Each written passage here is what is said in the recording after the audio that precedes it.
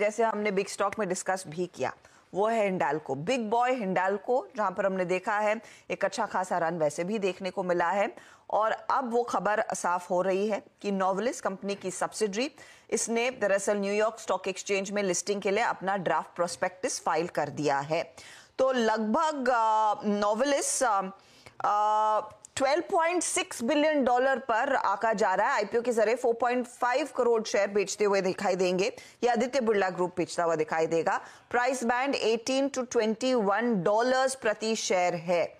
उस लिहाज से इसे अगर आप देखें तो एक साइजेबल ऑप्शन पैसों का दरअसल नोवेलिस के जरिए आदित्य बिरला ग्रुप में यानी कि हिंडाल्को के हाथ लगता हुआ दिखाई देगा। अब हिंडाल्को करीब 7.5 से 8.5% स्टेक इस पर्टिकुलर आईपीओ में ऑफलोड करेगा। पोस्ट नोवेलिस आईपीओ हिंडाल्को के पास कंपनी के करीब 91.4 से 92.5% स्टेक रहेगा। यह हिस्सेदारी हिंडाल्को की बनी रहेगी, लेकिन यहां पर हिंडाल्को के लिए ऑफ कोर्स एक बड़ी वैल्यू अनलॉकिंग मानी जा रही है, क्योंकि ये आसानी से बैठे बैठे अपर प्राइस बैंड पर अगर वो ग्रीन शू ऑप्शन भी यूटिलाइज करते हैं, एक कूल $1 बिलियन तक की कमाई कर पाएंगे। ध्यान रखिएगा, नोवेलिस दुनिया की सबसे बड़ी एल्यूमिनियम मैन्युफैक्चरर है। बेवरेज, पैकेजिंग, ऑटोमोबाइल्स, एरोस्पेस, इन सब के लिए प्रोडक्ट्स या फिर मेटल प्रोवाइड करती है। नोवेलिस दरअसल हिंडाल्को के खेमे में 2007 के साल में आया था। इन्होंने तब इसे एक्वायर किया था करीब 6 बिलियन डॉलर में। और जब ये एक्विजिशन हुआ था तब सभी लोग कह रहे थे हिंडाल्को को या फिर आदित्य बिरला ग्रुप को कि आपने बड़ा महंगा खरीदा है।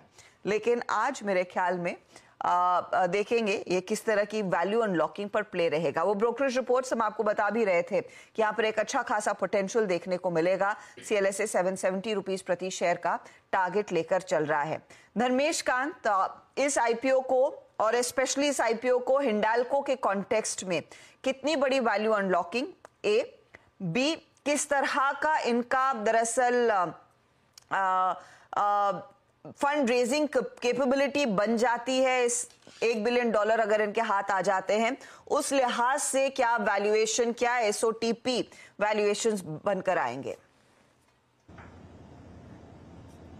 देखिए हर्षिता, अभी एसओटीपी वैल्यूएशन तो हम लोगों ने कैलकुलेट किया नहीं है, because let this deal be finally freeze, इनका जो प्राइसिंग होगा उस हिसाब से देखेंगे। बट ये काफी बड़ा पॉजिटिव ट्रिगर जरूर हिंडाल्को के लिए, और इसकी टाइमिंग बहुत परफेक्ट हो गई है। अभी मेटल्स में तेजी चल रही है ग्लोबल मार्केट में, सो मेटल प्राइसेस भाग रहे हैं, और उसके साथ इसका वैल्यू अनलॉकिंग का जो टाइमिंग आ रहा है वो काफी हिंडाल्को के लिए सक्सेसफुल होना चाहिए। और दूसरा बात यह है, यहाँ पर अगर आप देखिए तो इन्होंने जो कैपेक्स अनाउंसमेंट किया अराउंड 30,000 करोड़ के आसपास का ओवरऑल कैपेक्स है जो 3 से 4 साल में करेंगे, उसके लिए इसका सफिशिएंट कैश फ्लो है। मुझे नहीं लगता कि बैलेंस शीट पे कोई बर्डन आएगा, बिकॉज 6 से 7 हजार करोड़ का पर साल का इनका जो कैपेक्स का प्लान है वो कैश फ्लो से तो मीट हो जाएगा, और बैलेंस शीट पे कैश भी काफी है।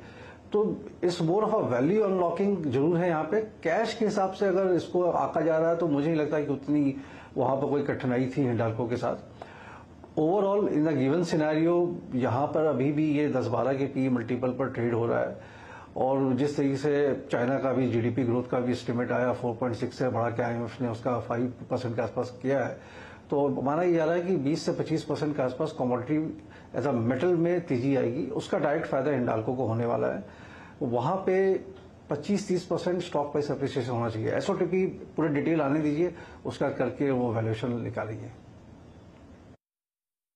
बिल्कुल। अच्छा हर्षदा, इसमें मैं ऐसे एक चीज जोड़ूंगा, भले ही अब $12 बिलियन के करीब की वैल्यूएशन हो रही हो, फिर भी ये कंपनी के लिए इन हाइंडसाइट बहुत खराब एक्विजिशन ही माना जाएगा, क्योंकि 2007 में लिया था इन्होंने, $6 बिलियन तब पे किए थे। 17 साल में अगर आपने डबल किया है तो 17 साल में तो आप देखिए निफ्टी कहाँ से कहाँ पहुंच गया।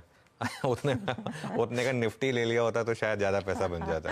लेकिन खैर, अब जो भी है, एक समय तो ये लग रहा था कि बिल्कुल बहुत ही गंदा एक्विजिशन हो गया। जैसे टाटा स्टील ने भी एक बार जब कोरस लिया था तो उसके मुकाबले तो बेटर है, एटलीस्ट कुछ तो मतलब उस तरीके से तो ऑब्वियसली मार्केट। लेकिन स्टॉक काफी चल चुका है हर्षदा। वैसे ये अगर आप देखें हिंडाल्को, आई थिंक 550 पे मैंने स्पॉटलाइट में डिस्कस किया था, उसके बाद से एक वन वे रैली इसमें आ चुकी है हिंडाल्को में। बस ये है क्योंकि आदित्य बिरला ग्रुप से है और इस ग्रुप में थोड़ा इस समय एक अच्छा टेक्सचर चल रहा है, इसकी वजह से हो सकता है, प्लस मेटल्स में वैसे भी रैली है, हो सकता है आज थोड़ा और चल जाए। लेकिन चेज ना करें इसको, क्योंकि चल चुका है ये भी स्टॉक काफी चल चुका है, चेज ना करें।